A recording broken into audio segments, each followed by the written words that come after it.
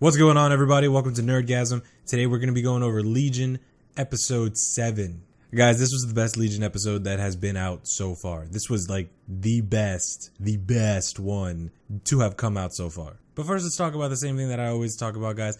Aubrey Plaza's performance, killing it as Lenny / the Shadow King. Just wow. Aubrey Plaza is just amazing. How in the world did she get that freaking good at being that freaking scary?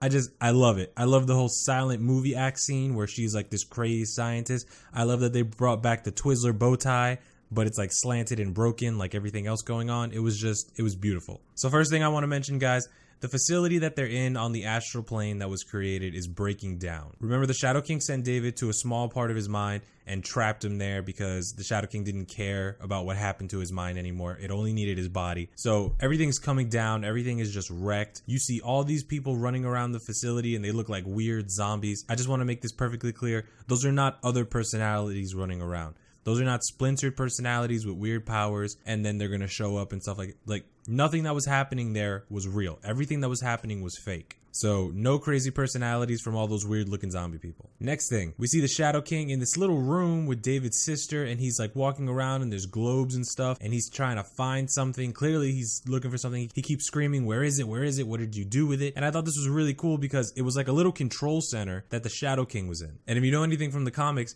you know that there have been many times that David has used areas in his mind as control centers to try and control the other personalities. So this is really cool to see. Just a small thing, but I thought it was really interesting. Next, let's talk about probably one of the biggest Easter eggs in this freaking video. When the Shadow King is interrogating David's sister, he's looking through her memories and he sees the wheelchair of David's father. And I just thought that was beautiful. Just that little X wheelchair, Professor X. And I'm just thinking, oh yes, Xavier, please show up in the next episode. We need you.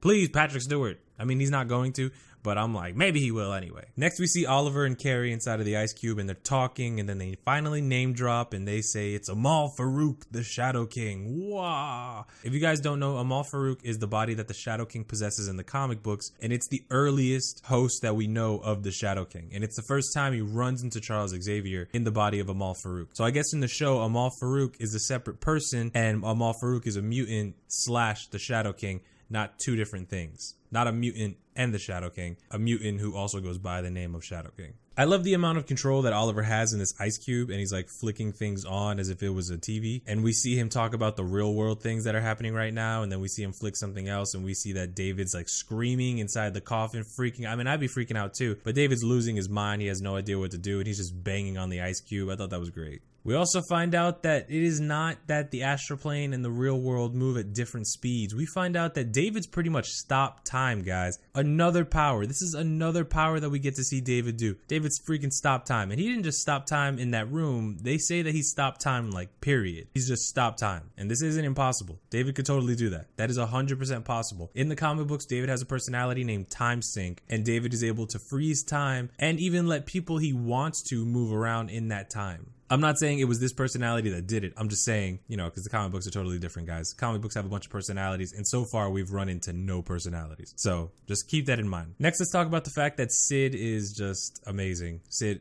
is the best. Sid is the best girlfriend that anybody could ever have in the history of girlfriends. Sid knows everything that's going on. She's smart. She's kept up with everything happening. And she is just running around that facility looking for David and Melanie. And she's like, fuck Patanomy. Does anybody know what happened to Patanomy? Does anybody know where that guy went? I don't. But Sid is just the love of everyone's life. And I'm just like, everyone needs a significant other like Sid who's willing to jump back into a breakdown of a mental facility in your head and save you. Like, everybody needs that. When Melanie's in the real world and she's there with her husband and Kerry, we see that she finds some blood leaking through the floor. And I knew it. I called it. I said that he was in a catatonic state in the last episode and I hope something bad didn't happen to him. And that's exactly what happened to him. The eye stabbed him in the fucking heart. And instead of dying because time was frozen and everybody was pulled into the astral plane, he was pulled into there too before he died. And he was just jacked up. It was sad. It was sad. I didn't want to see the telekinetic guy die, but the telekinetic guy is dead. And I'm just thinking to myself, he deserved better than that. He was such a snappy dresser. So skip to David being trapped inside that box, screaming for his life, trying to figure out what to do. He's terrified. I'd be terrified. You'd be terrified. And he can't Kill Bill his way out of this box. David's powers manifest his rational mind. Now, I just want to make something perfectly clear. I wanted this to be a personality so bad the second I saw it. It's not a personality, guys. His powers just created a manifestation in his mind of his rational mind. This wasn't another personality that had its own power. It was just David calming David down. And what I loved is that David's rational mind used the actor's real accent, and his rational mind had to be British. So David's rational mind helps him to get to this classroom, and they start talking about his past. And that chalkboard scene was beautiful, guys. That had to be the best moment of this episode, was that chalkboard scene. And they do this thing where, even though David has no idea what his father looks like, it still looks like Charles Xavier. It still looks exactly like what Charles Xavier would look like. And he even does this attempt at a poor Professor X accent, and it was just beautiful. I loved everything about it. I love the psychic waves coming off the character. I love the psychic battle with the Shadow King. Just amazing. So we find out that the Shadow King did make David crazy, and the Shadow King did poison David, which messed up his mind, it messed up his life, and it messed up his use of his powers. His powers helped drive David even crazier because, again, Shadow King making him crazy, his powers making him crazy. He had no idea what was what. He just thought he was super crazy. But the Shadow King was feeding off of David because all the powers we've seen are David's. Every single one of them. The Shadow King does have power, but it's not anything close to what David has. So let's go ahead and jump back to the real world where we have the three of them trying to figure out how they're going to save everybody. Oliver is using music to try and save them. Now, they're on the astral plane. I just want to point this out. They are on the astral plane, but somehow in the real world at the same time. I'm thinking Oliver has a bunch of tricks and stuff that allows them to interact with the real world. And other than that, I can't explain why they would be able to interfere with the real world. I honestly have no idea. I don't know if it's some kind of side effect from David's powers.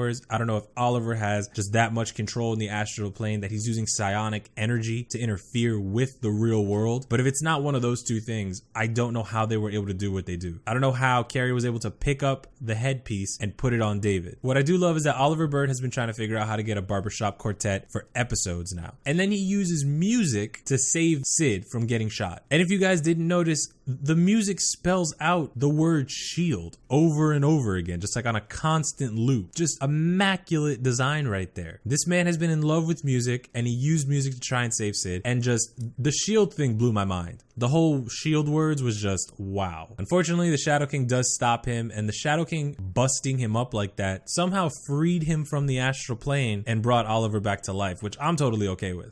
The good news is they were able to get David back. They were able to put the headpiece back on David. And the Shadow King is locked up now where David was locked up. The Shadow King is pissed. The Shadow King does not want to be there. And the Shadow King somehow breaks the coffin that David was in. And this is going to be a huge problem because now I don't know who's going to be in control in the next episode. The Shadow King definitely has a lot of problems and he's very powerful. And it's very possible he's just going to dick around and pretend to be David. It's something that he's done before in the comics. I wouldn't be surprised. While you guys think about that, check out this promo.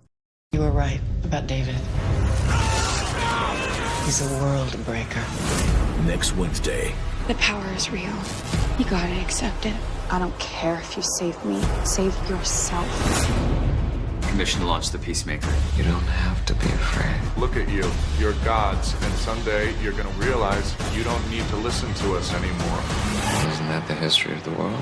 Legion. Alright guys, so clearly David has way better control of his powers, and it's David in control. No personalities, it's just David. David was able to bust out of the prison in the last episode, and now he's piling up D3 agents, and they're talking about him being a world breaker. All very true. David is definitely a world breaker. I just didn't think that David was going to be a fully realized world breaker by the end of this freaking season. Amazing. Thank you. Thank you for that. What I'm worried about though is that it's not just David, it's also the Shadow King. And not the Shadow King in possession of David like last time. I think they might be trying to talk to the Shadow King, which is very dangerous. I don't know why you would want to do that. With the headpiece, they have more control. And there are scenes that make me think that they're not just talking to David, they're also talking to the Shadow King. It could be possible.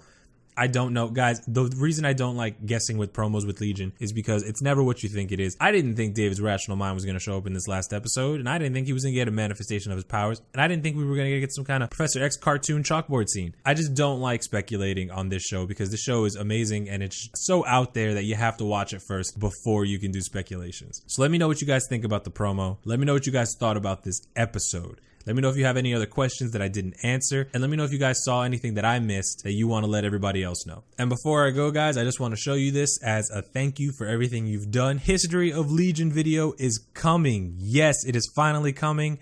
I just have to render this bitch and hopefully it will stop crashing every time I try to render it, guys, because it's all that's been happening all day. It's really annoying, but expect it. It's here. It's edited. Thank you guys for watching. I love you guys so much. I hope to see you in the next video, and tell your friends about Legion. Goodbye.